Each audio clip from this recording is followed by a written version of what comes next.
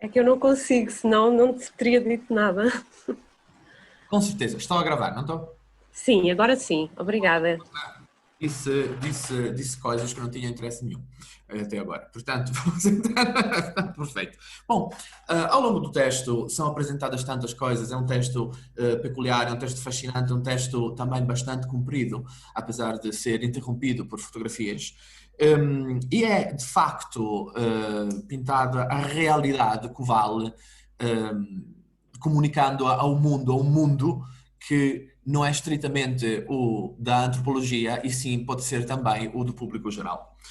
Bom, como esta comunicação e esta jornada trata de violência, redigi algumas citações do livro, vou tentar partilhar o ecrã, que tratam da violência de que os Covale foram objeto ao longo da história.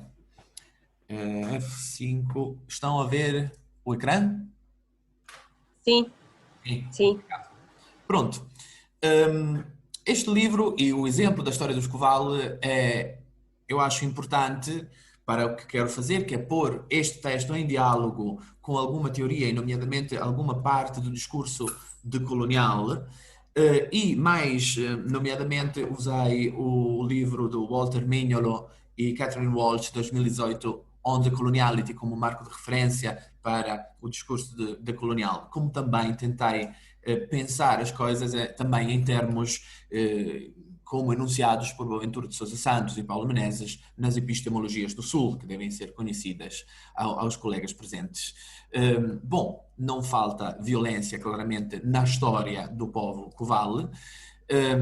Num primeiro momento, fala-se na violência no tempo do colonialismo, claramente, e desde o começo, Rui Duarte Carvalho está muito atento a explicar como a violência sofrida pelos Covale não foi somente material, e sim também de conhecimento, digamos, não é? Aqui temos a primeira citação, já ainda no tempo do colonialismo, declara-se a sua aversão dos Covale a qualquer trabalho que os desvia da atividade pastoril e o roubo, também este ligado à sua condição de pastores. Portanto, vê-se como este povo é acusado constantemente de uma série de coisas más, tem uma péssima fama.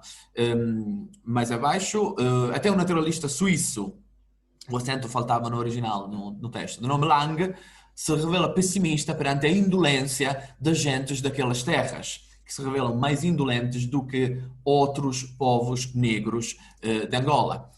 Mais à frente, os Covale, da altura, para além de muito exigentes na remuneração do serviço que prestam e sempre prontos a exigir aumento de vencimento, eles resguardam-se para qualquer serviço nas horas de maior calor e convidá-los a amanhar as terras equivale a fazer-lhes um convite que taxam de aviltante, pois consideram o serviço de tal natureza como só próprio de escravos. Ou então, trabalham uma semana e descansam outra. E o melhor é não lhes fornecer aguardente.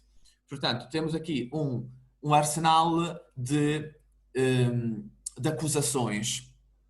Conclui Rui Duarte que durante os 100 anos, desde 1840 a 1940, as populações que hoje se entendem como Covale viveram sob uma pressão contínua, que incidia diretamente sobre a sua forma de subsistência, sua prática de vida, a sua relação com o meio. Estes 100 anos de violência culminaram, historicamente, nas ditas guerras mucubais, ou Cocombola, de 40 a 41, que foi uma série de operações por parte dos portugueses e de outros povos africanos aliados, por ocasião, com os portugueses, com o objetivo de tentar destruir os Covale. E mais ou menos conseguiram, no sentido em que calcula-se que 90% do gado, que é a única fonte de rendimento e de sustentamento dos Covale, foi alienada a quando da Cocombola de 40 a 41, e também muitos Covale foram deportados para outros sítios na colónia e para São Tomé. Mas a violência no tempo do regime colonial não acabou com a Cocombola de 40 a 41, como demonstra Rui Duarte Carvalho aqui nesta outra citação. Diz que depois da Cocombola, já nos anos 50, 60, perturbou-se toda a pastorícia mucubal da parte sul, o que era também uma maneira de obstar a sua recuperação depois do desastre de 41. abundantemente blá, constituindo fazendas cercadas de arame farpado, das quais, que eu saiba, jamais alguma se revelou rentável. Portanto, era mesmo só para incomodar os covalos, digamos. Mas a coisa mais interessante ao longo do livro é que a violência e esta má fama dos covalos continua depois da descolonização, depois da independência.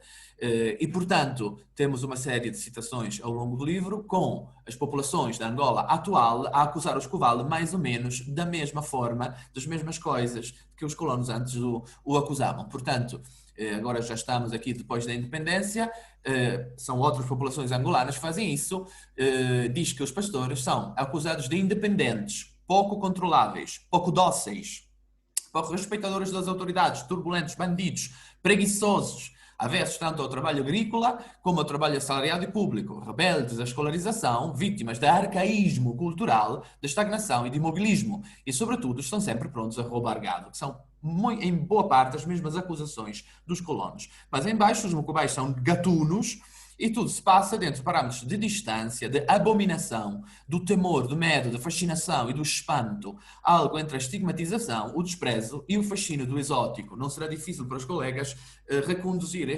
este arsenal de acusações a uma coisa muito parecida à construção da imagem do outro, tal como enunciada nos clássicos casos de regimes coloniais durante o colonialismo. Portanto, estamos a falar aqui de uma autorização dos mucubais, dos covalos, por parte das populações atuais angolanas.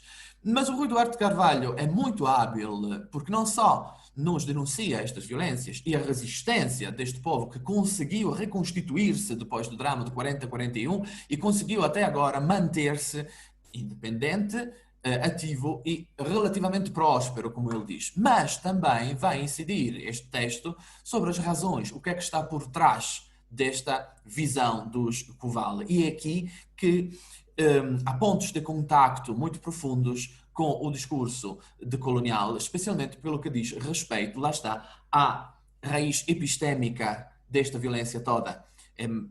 Adamantino, o Minho, em declarar repetidamente nos livros dele que a avançada europeia colonial foi claramente militar e económica e de várias outras naturezas, mas tem uma raiz fundamentalmente epistémica. Portanto, a avançada da Europa, fora da Europa, foi possível através da avançada epistémica do conhecimento europeu.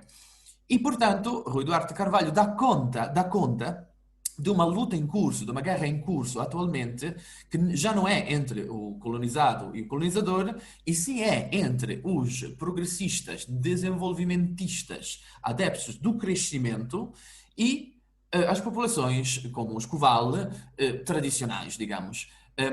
Maravilhoso este trecho do livro em que Rui Duarte Carvalho dá conta de uma série de notas que lhe chegaram depois de um encontro sobre o Escoval por parte de organização, como diz aqui, de uma organização governamental a operar como uma ONG. Portanto, estamos a falar do governo angolano, de pessoas que representam a Angola atual, e diz ele, perguntavam-me então jovens quadros, que debaixo do nome escreviam historiador, técnico de economia ou engenheiro, e eram todos ardorosos militantes do desenvolvimento ou da intervenção humanitária, se era legítimo advogar o respeito pelo estilo de vida desses vagabundos, implicitamente condenados assim à pobreza.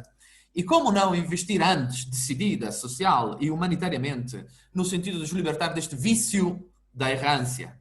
Que preconceito os levava a viver até hoje como selvagens, são as palavras destes técnicos. Haveria escolha possível entre essa vida de nómadas e a sua fixação em campos verdes irrigados para o gado, rumo ao desenvolvimento normal, ao padrão universal e dentro de parâmetros técnicos e científicos, negar o desenvolvimento, mas adiante o apelo de Rui Duarte de Carvalho aos camaradas, não é? A estas pessoas bem intencionadas atenção, esses vagabundos errantes não são obrigatoriamente tão pobres assim, e eles formam as populações do comum que talvez melhor tenham sabido e podido resistir ao descalabro nacional. E ninguém melhor que eles, porque atuam à sua maneira, saberá extrair rendimento deste deserto, destas estepes sobre as quais, aliás, se poderá fazer tudo em nome do progresso e do desenvolvimento, inclusive destruí-las, mas não seguramente transformá-las em permanentes campos verdes. Portanto, pela boca do Rui Duarte Carvalho fala o bom senso, claramente, não é?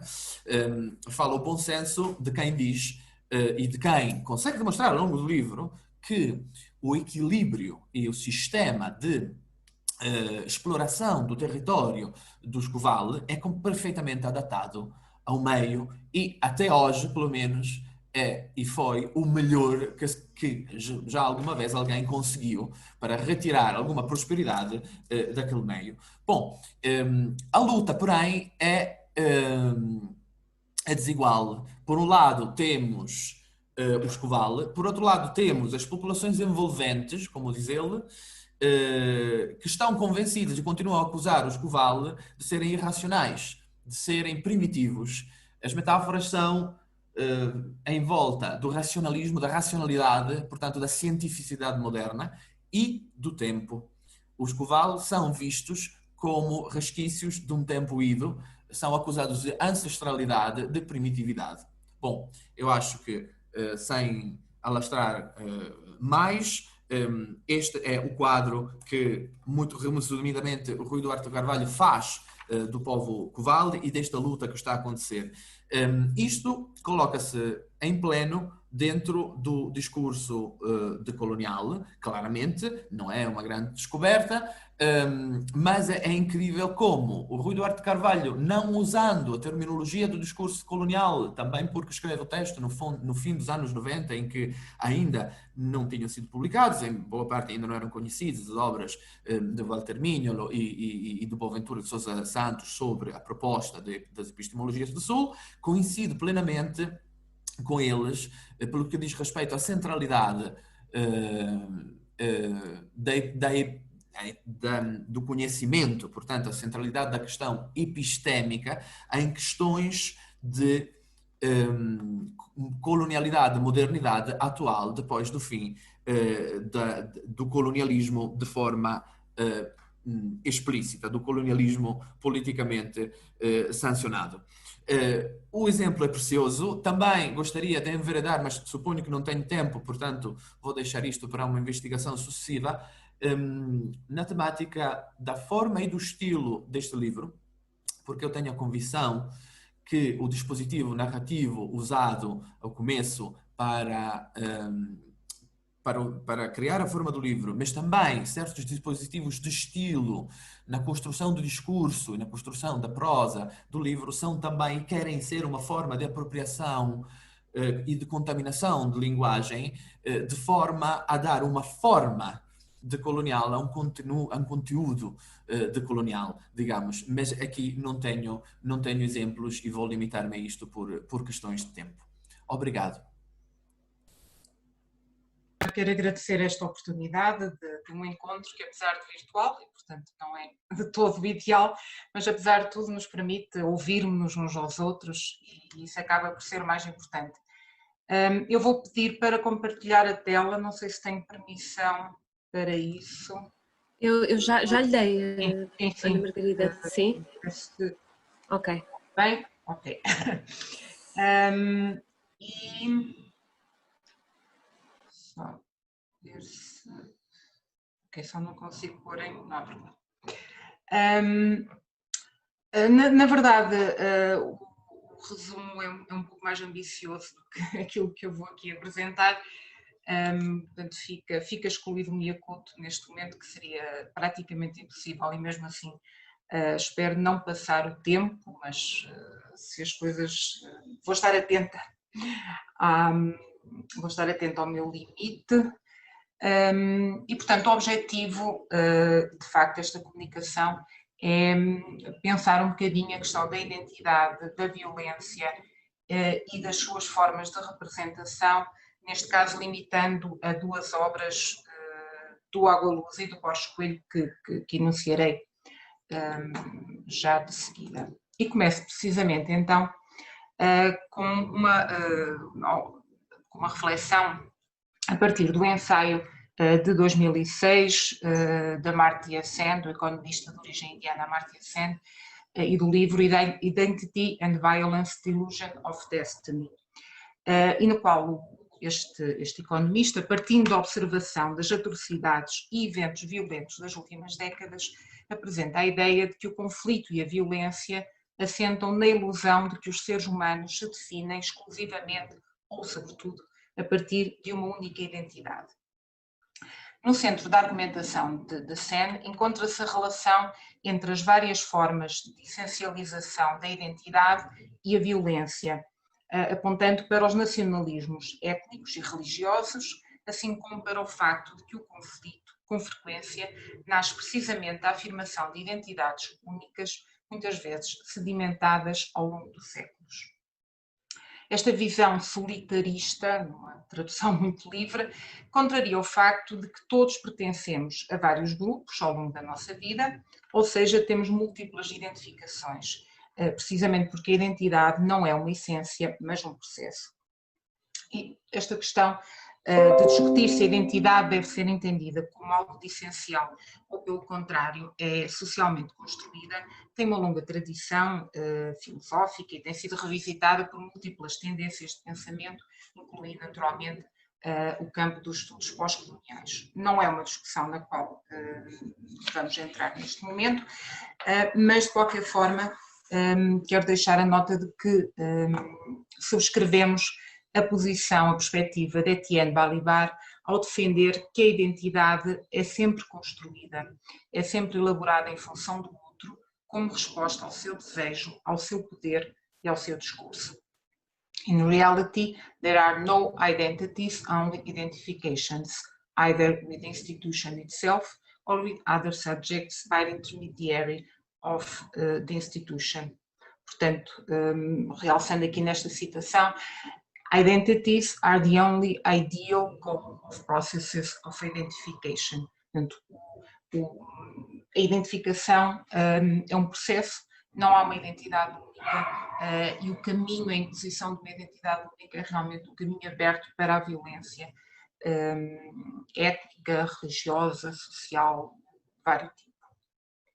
As identidades correspondem, assim, ao processamento de imaginários acerca de si mesmo e dos outros, numa realização individual que necessita, porém, de um enquadramento coletivo para se poder concretizar. As pós-colonialidades experienciadas em Angola e Moçambique constituem as balizas que demarcam o imaginário sobre o qual esta breve reflexão se debruça, procurando observar as relações entre identidade e violência em textos literários de João Paulo Borges Coelho e José Eduardo Agualusa. Considera-se, pois, a importância da redefinição identitária emergente dos processos de descolonização destes territórios, os quais são indissociáveis do contexto de guerras, na realidade guerras, primeiro colonial, de libertação nacional e depois civil, em que ambas as nações estiveram mergulhadas durante décadas com consequências traumáticas para as populações e que se mantêm até hoje. Procuraremos, depois, proceder a uma análise de representações da violência e do trauma em Campo de Trânsito, de João Paulo Borges Coelho, e Barroco Tropical, de José Eduardo Agualusa, tendo em conta a importância da afirmação de identidades miscigenadas e a superação do trauma através do reconhecimento da alteridade. O nosso foco de atenção estará na representação de espaços concentracionários, aquilo que eu considero que chamei espaços concentracionários, onde a despersonalização, aliada à perda da memória, ou à tentativa de perda da memória, é o meio procurado para impor uma identidade de sentido único.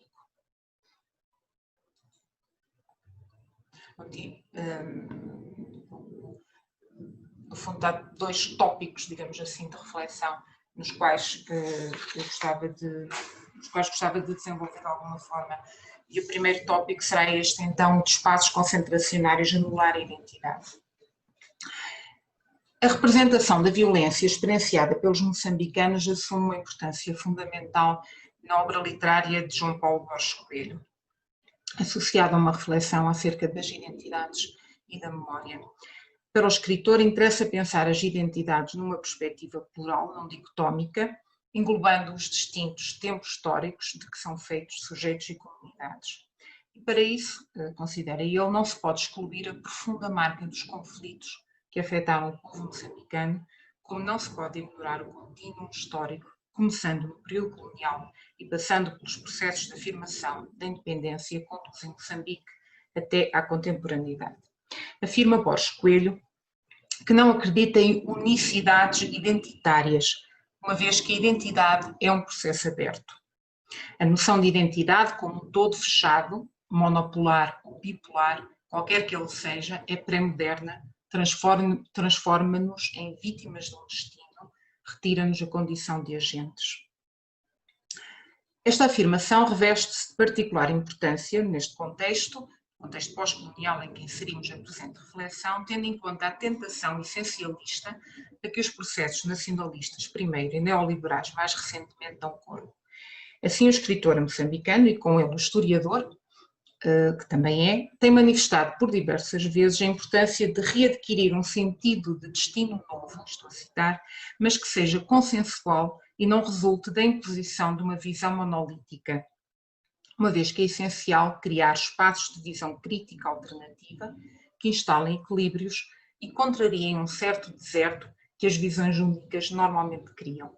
Então, há uma insistência nesta preocupação de contrariar as visões únicas, as visões monolíticas, totalitárias, e o gesto totalitário de impor uma única identidade.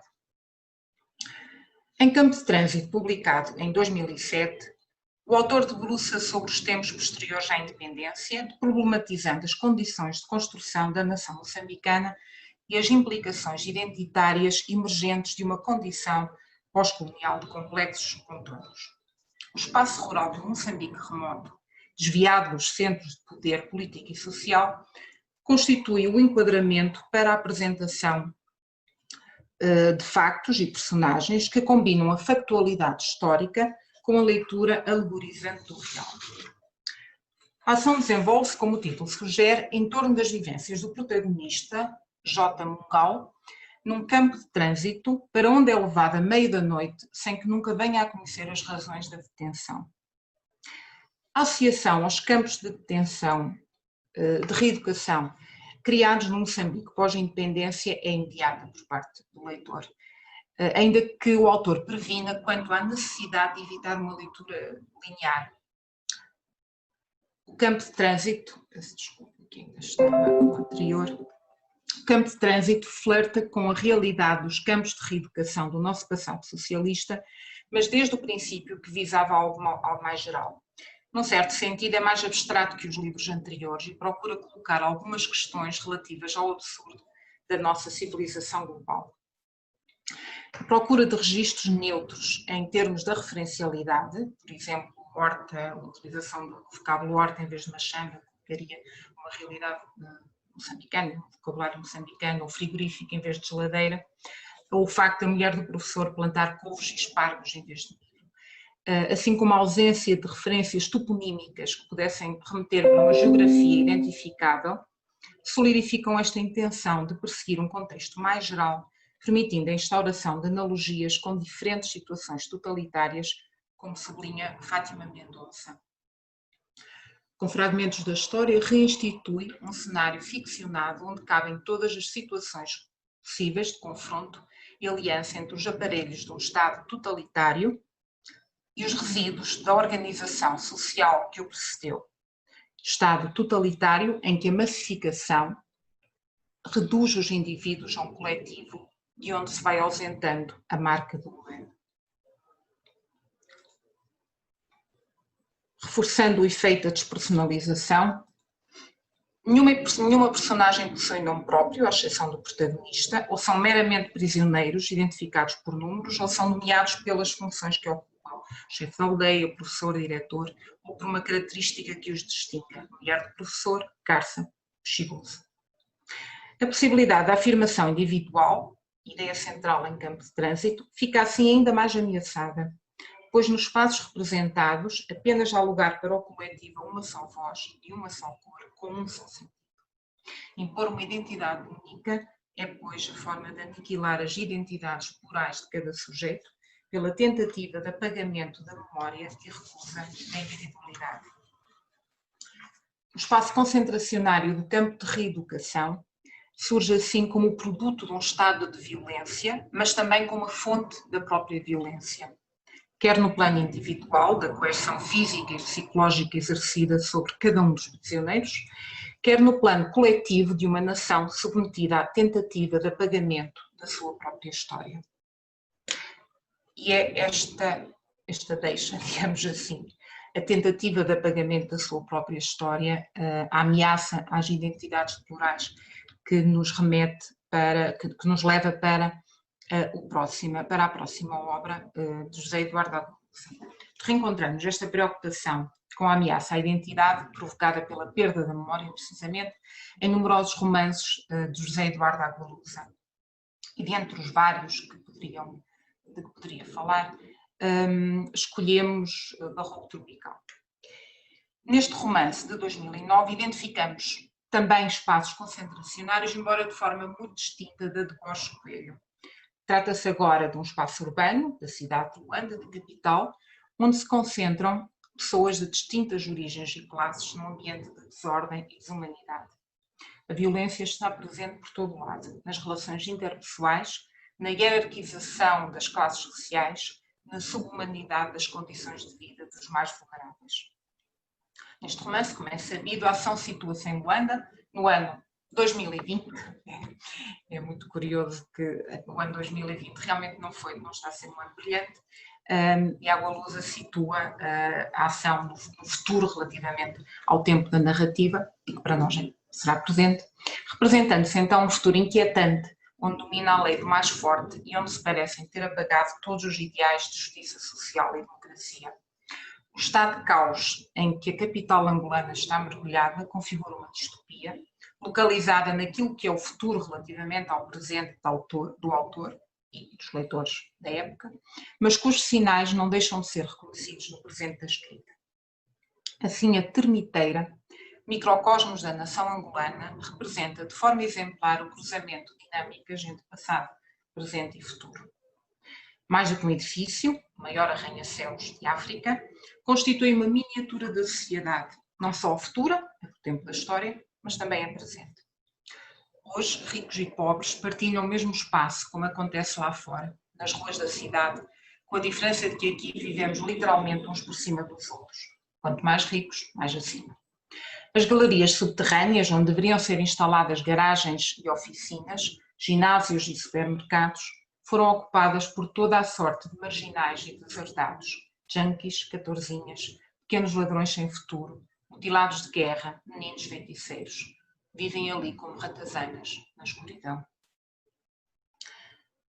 Feitiçarias e rituais ancestrais, muitos deles subvertidos, coexistem com práticas alinhadas com o chamado primeiro mundo. Por outro lado, as desigualdades sociais herdadas do colonialismo e prolongadas após a independência revelam-se cada vez mais severas, cada vez mais cruéis, atingindo os limites da barbárie. Particularmente chocante o episódio do assassinato da menina Cão, uma criança com um aspecto que faz crer que foi uma doença genética e que é levada para as catacumbas da termiteira e imolada com fogo, num ritual selvático comandado pelo rei, assim chamado líder déspota, de toda aquela turba de excluídos, de pobres, de miseráveis, de indigentes, e testemunhado pelo protagonista Bartolomeu Falcato. É ainda de barbárie que se trata quando é descrito o Centro de Saúde Mental Tata Ambroise.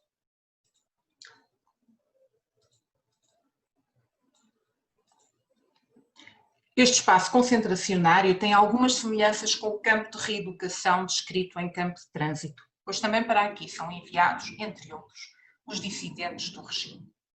O governo entrega a Tata Ambroise não apenas os doentes mentais sem eira nem beira, que vagueiam pela cidade sem eira nem beira, mas também um ou outro dissidente mais contestatário.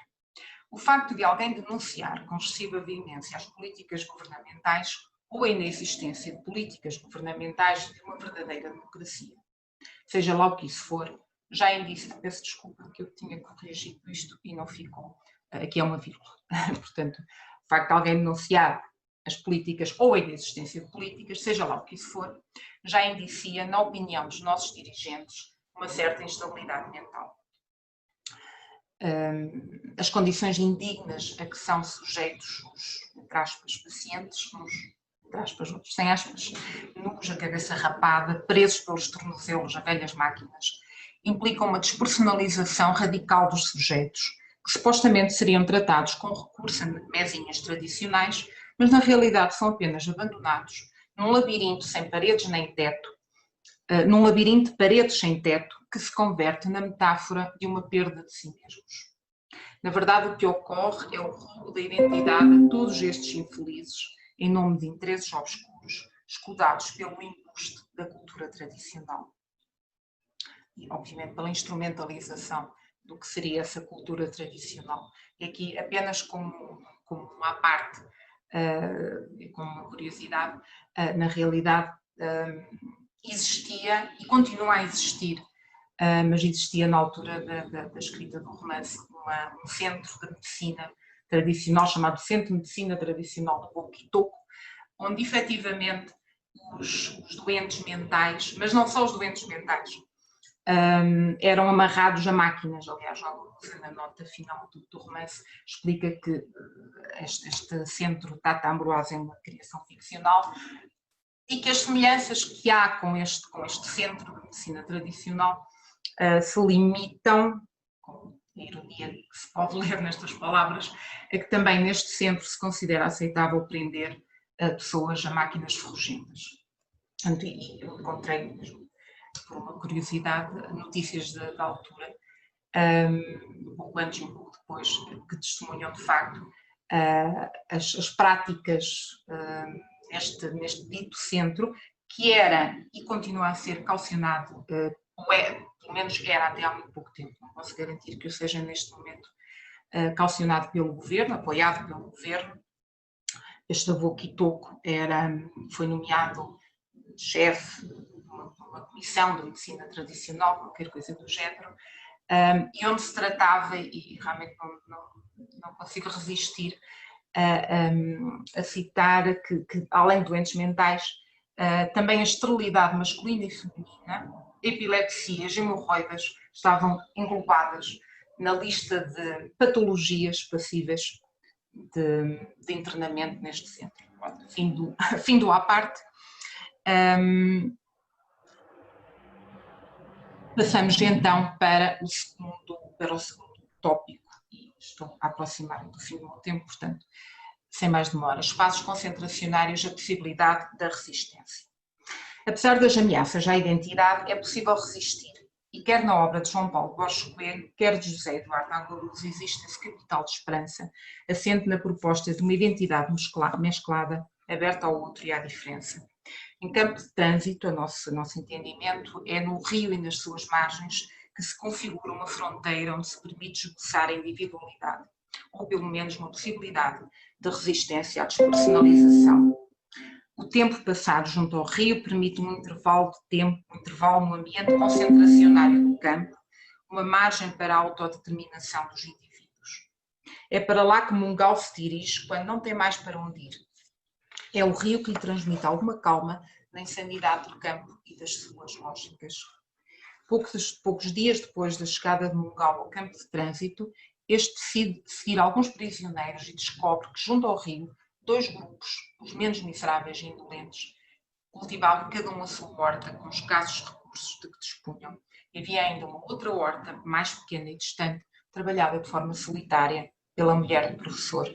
Com a mão direita em pinça, só com o indicador e o polegar, portanto ela tem a mão cepada, esta personagem intriga o protagonista incapaz de compreender o seu esforço incessante no trabalho da terra, o silêncio ambíguo e a submissão a um marido capaz das maiores violências contra ela. É também na margem do rio que decorre a aula do professor, destinada a instruir os prisioneiros quanto às virtudes da coletividade face à doença da individualidade. Contra a definição de Mungal, que considera que a coletividade é um corpo só, um corpo que resulta da união das várias singularidades, insurge-se o prisioneiro 13.2, que esclarece que uma união simples de singularidades só poderia resultar numa singularidade que, embora maior, continuaria a ser também ela limitada. E a lição, o professor compara a horta do do grupo, deste prisioneiro, com a horta da sua mulher e confronta o vigor da primeira, trabalhada pela coletividade, a pobreza da segunda, da singularidade. E para ele a lição é, vale a pena tanto a obstinação individual, tanto excesso, digamos assim, de singularidade. A estas perguntas o coro de alunos responde que não, mas a narrativa sugere outra resposta. Ao colocar nas mãos da mulher do professor, aquela que aparentemente não tem voz nem poder, um ato que transformará a vida do campo, o assassínio do diretor, depois de ele a ter violentado quando trabalhava na horta.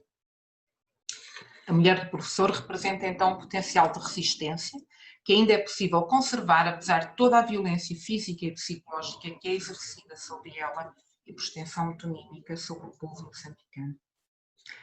No fim do romance assiste-se à dissolução da organização totalitária distribuída pelos 3 campos, o velho, o novo e o de trânsito. Os prisioneiros dos 2 primeiros revoltam-se e ameaçam invadir o terceiro, que perdeu entretanto a sua liderança. No meio do caos entrevisto, a resistência da mulher do professor, no anonimato e no silêncio, é uma pedra no caminho do totalitarismo, um vulto que enterra a enxada no chão com a mesma convicção com que se enterra uma faca afiada no macio peito. Também Mungal não abdica até ao fim de lutar contra o absurdo de uma acusação sem nome.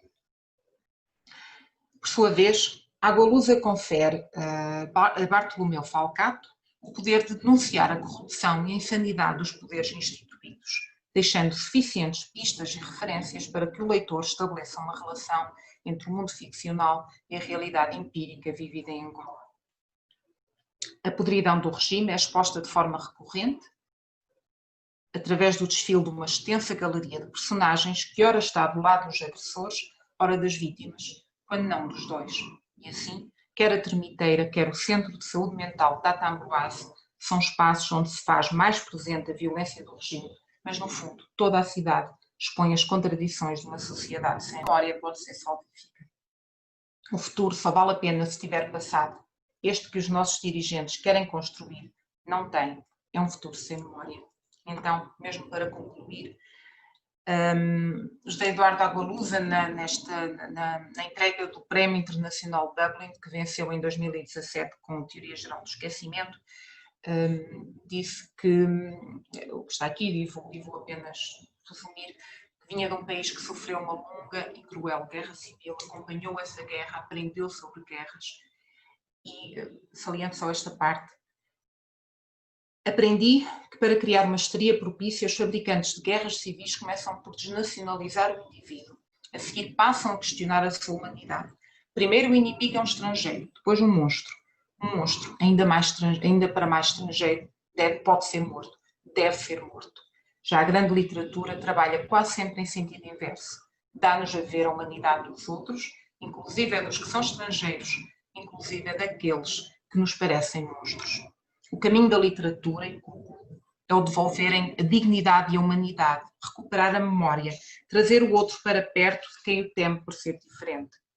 Combater a visão solitarista da identidade humana, como chamava Amartya Sen, e com isso lutar contra a violência de sentido nacionalista, religioso, étnico ou outro. Todos somos os estranhos, os estrangeiros de alguém.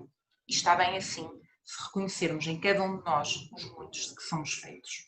Obrigada e peço desculpa por ter passado. Eu agradeço então ao público já em cima da hora do almoço, que é sempre aquele momento em que o espírito desperta para os prazeres, digamos, da carne. Nós não vamos falar de prazeres da carne, esperemos pelo menos de prazeres da literatura. Eu não vou ocupar o tempo todo porque decidi cortar a parte final das últimas poesias que tinha pensado tratar e então passo logo à leitura do texto até para não perder mais tempo.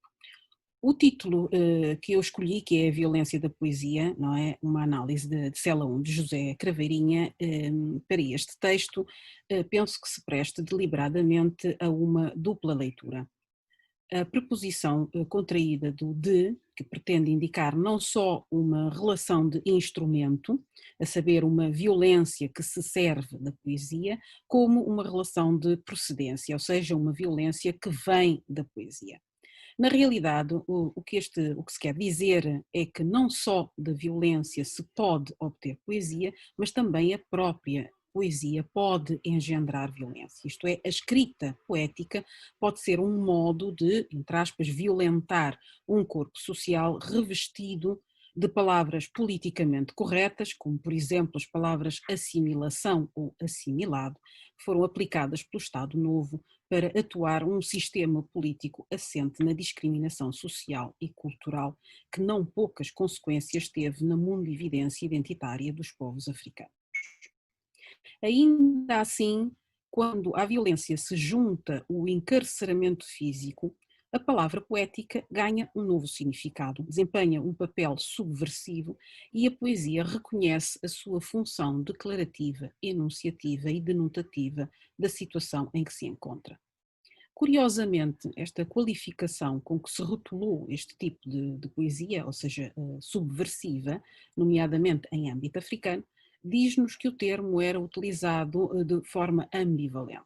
Por um lado, o aparelho colonial atribuía um caráter destruidor e ou pervertedor a tal linguagem, acusando-a de minar o equilíbrio sociocultural, e por outro lado, a facção anticolonial dava-lhe um valor inteiramente revolucionário. Portanto, a poesia subversiva de José Craveirinha acha-se, portanto, neste limbo interpretativo.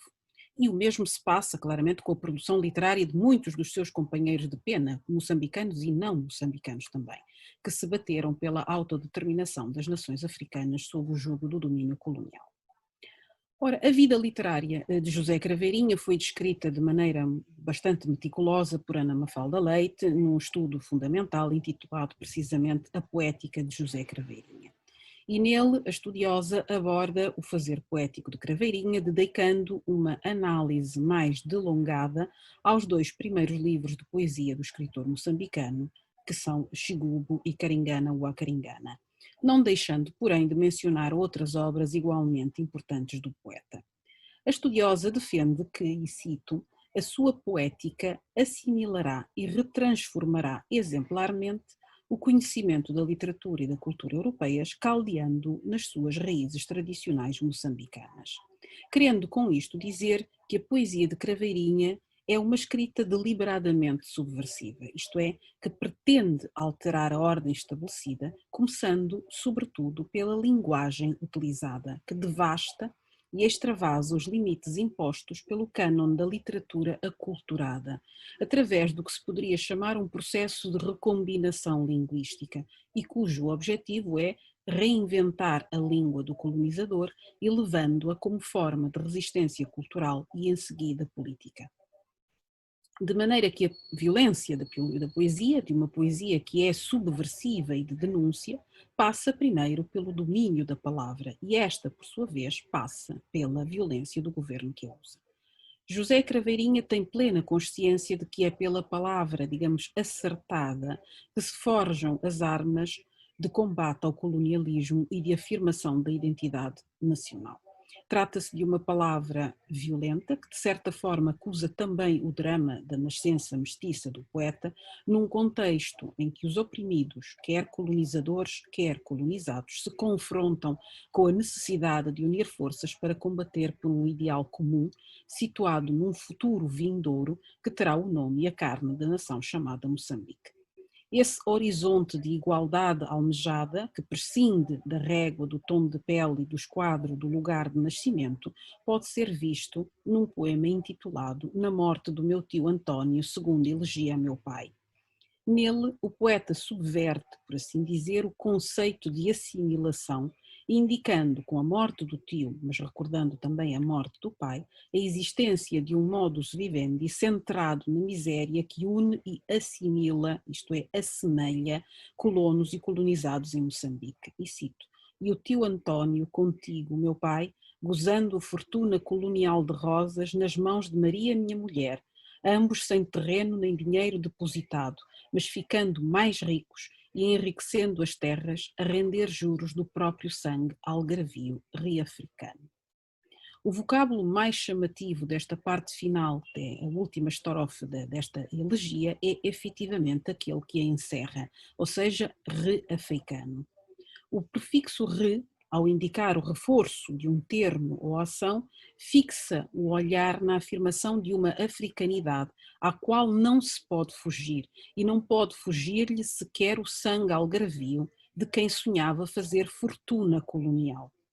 Se se atentar na adversativa mas, ver-se-á que Craveirinha denuncia realmente essa forçosa constatação e aceitação ao mostrar que o sonho de fortuna nas colónias torna, com efeito, mais ricos, mas apenas porque faz enriquecer as terras de uma riqueza que não pertence nem ao algarvio nem ao africano, sendo sim um bem inteiramente do re-africano.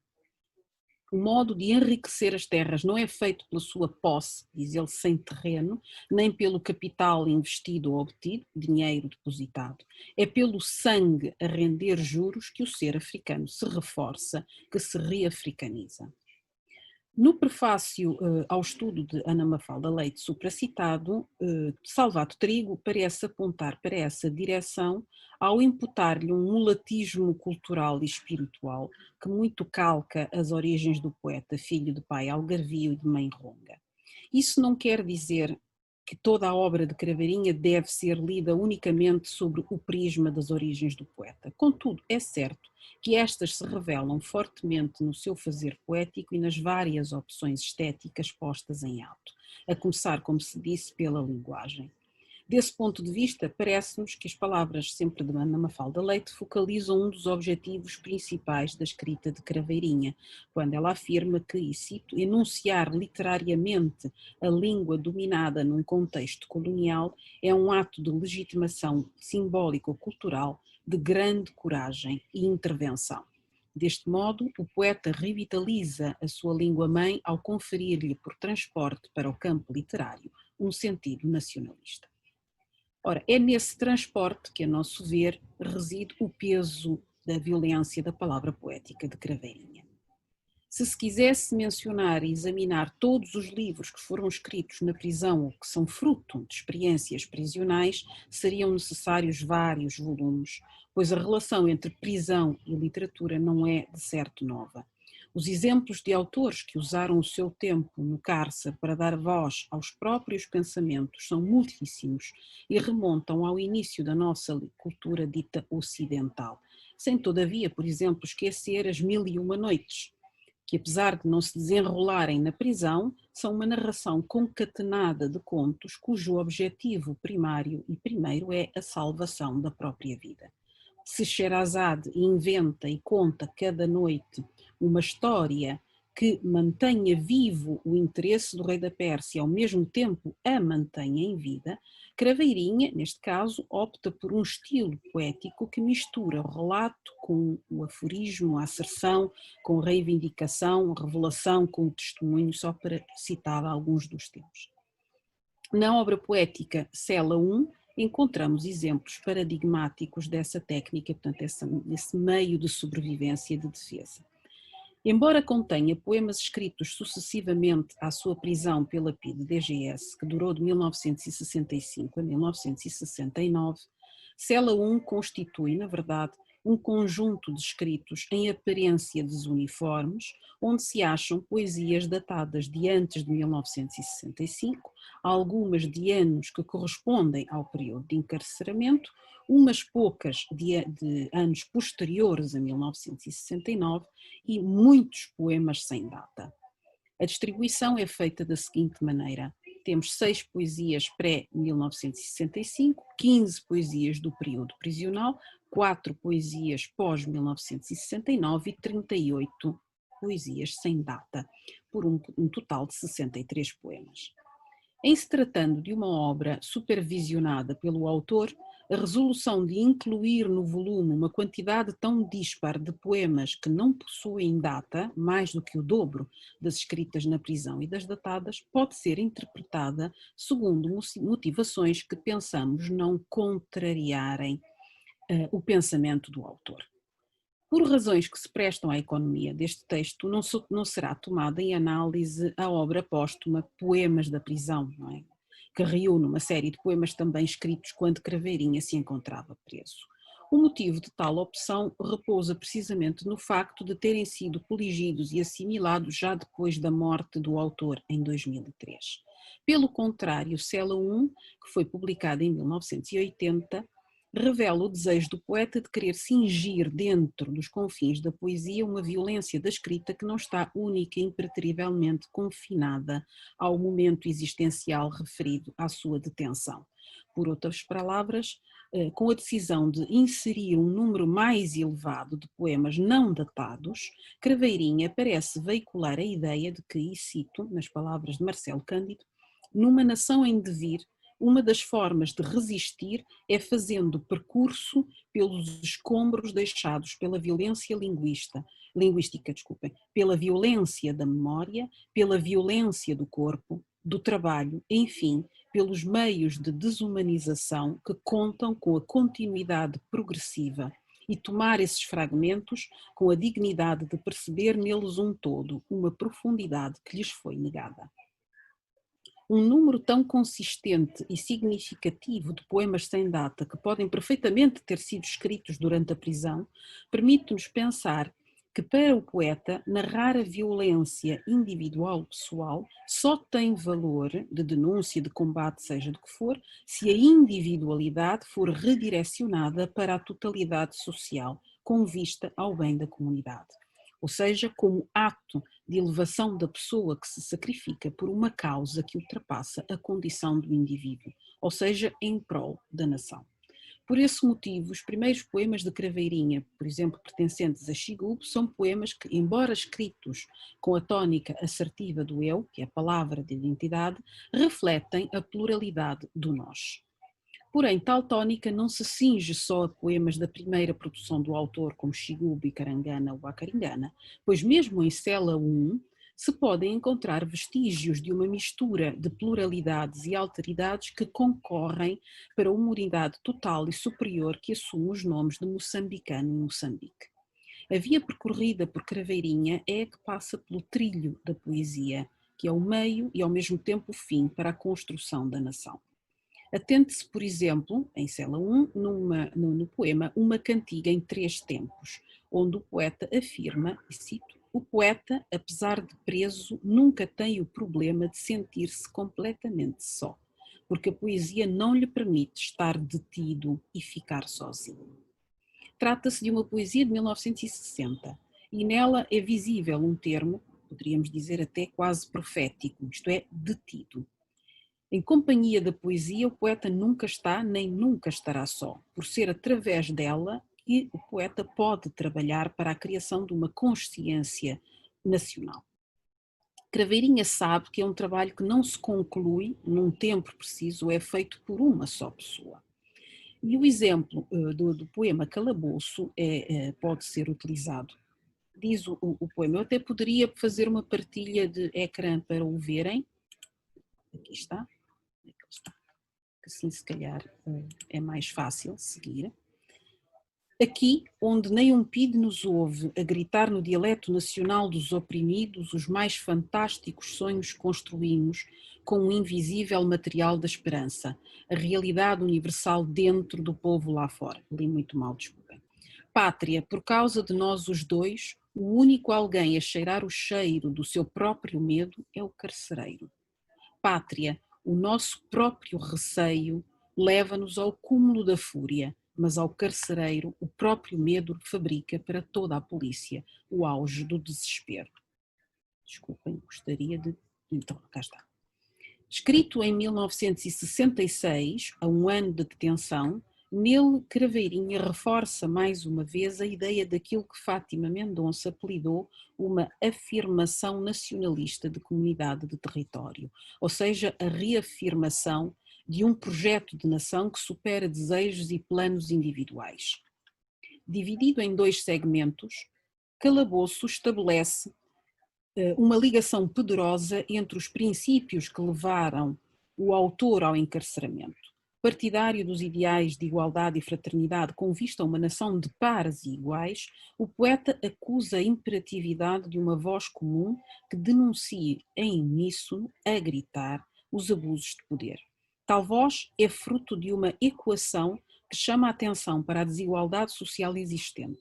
Trata-se de uma voz que fala o dialeto nacional dos oprimidos, mostrando como o detentor da língua oficial deve ser identificado como opressor. Se o poeta se encontra no calabouço, é porque decidiu empenhar-se em prol da realização dos fantásticos sonhos que poderão encher de esperança o coração do povo lá fora. Uma esperança que se revela realidade universal e não um sentimento experimentado ou desejado apenas pelo indivíduo. O objetivo de Craveirinho é mais alto, visa um fim mais elevado e digno de admiração, ou seja, um desígnio chamado pátria. É, portanto, na comunhão de poeta e pátria, através do grito numa língua ainda não oficial, que de momento é somente dialeto nacional, que o opressor sentirá a força e a fúria de um povo unido que lhe causa desespero. Daí advém que, e cito a palavra poética, assume-se nessa época como portadora da redenção de um destino vitorioso e da utopia de um tempo pressentido, adivinhado e a conquistar, como dirá também Ana Mafalda Leite. Trata-se de uma prova de força à qual o poeta se submete e cuja finalidade, além de experimentação estética que visa um afastamento, ou por outras palavras talvez um pouco mais rudes, uma espécie de desmame dos cânones literários constituídos como paradigmas ambicionados da cultura do colonizador, é também construção de uma mundividência e de uma afirmação que declina de forma homogénea a ideia do todo.